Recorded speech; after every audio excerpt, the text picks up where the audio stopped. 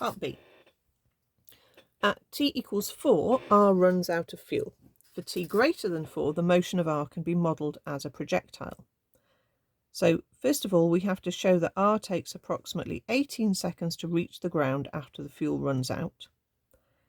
And then we have to determine whether R lands within the safe zone. Okay, so we need to think about what is going on as it starts to move as a projectile. First of all, it's up in the air somewhere, so we need to work out where it is. So if we sub in t equals 4 into the original expression we had for the position, we can work out where it is at the end of the first bit of its motion and at the start of the projectile motion. So if we substitute in 4 times 4 squared for I, so we get R equals 64I, and then we can sub in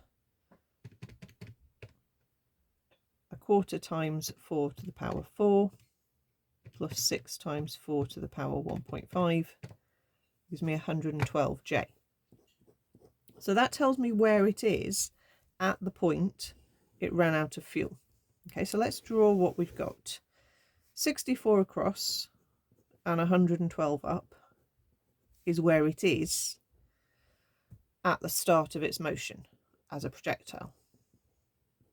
Okay, and we also know from the first bit of the question that it's moving with a velocity of 32I plus 82J.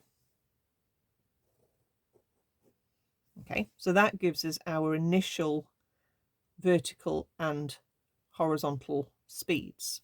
Okay, so it's going to move as a projectile like this. Is it going to come down in 18 seconds? And when it does land, is it in the safe zone?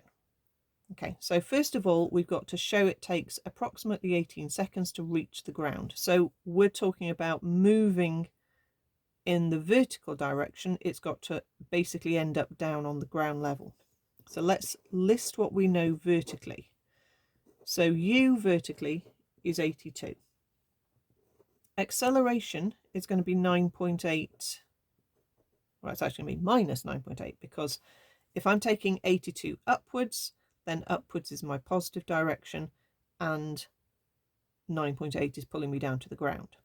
Okay, so these have to have opposing signs. Okay, your ground, the distance it's got to fall 112. Okay, so if my upwards is positive, I need to have my downwards 112 as my displacement. Okay, so again, that needs to have an opposing sign to the U. And we need to show it takes approximately 18 seconds. So we're going to say, let's find T and show it's going to be 18 seconds. Don't use that answer, just get to it. So S equals UT plus 1/2 AT squared minus 112 is equal to 82T plus 1/2 times negative 9.8 times T squared. Let's tidy that up. Bring it all onto one side. 4.9 T squared minus 82T minus 112 is equal to 0. You can use your calculator for this one, or you can use your quadratic formula the longer way. But you have your equation mode on your calculator, which in the mechanics section, that's absolutely fine to use. So 4.9 minus 82 and minus 112 gives me T is 18.0042. The other solution is negative. That's fine. We're not bothered about the sort of before the timing started picture, because that's not applicable here. So therefore T, the answer we want, is there. It takes approximately 18 seconds to reach the ground. So we've done the first bit of the question. Part 2, we need to determine whether R lands within the safe zone. So the safe zone is 600 meters from O. So let's work out the horizontal distance it travels. The initial velocity horizontally is 32i. There's your horizontal velocity. Acceleration horizontally is 0. It's not speeding up at all horizontally. S is what we're looking for, and t is this value we had here.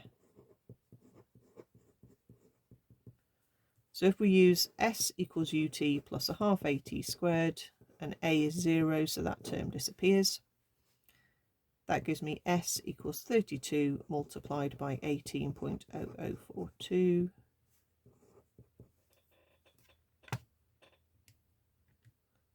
32 times 18.0042 is 576.1344. But we need to take into account where it started from, because this is what we've just worked out. So add on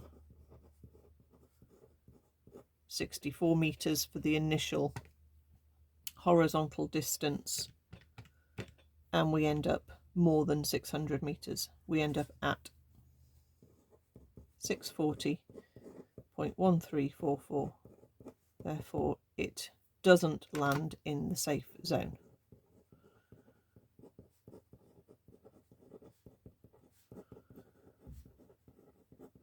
I don't think that was a particularly straightforward question, because you had to think about our initial information, which came from the first part of the question.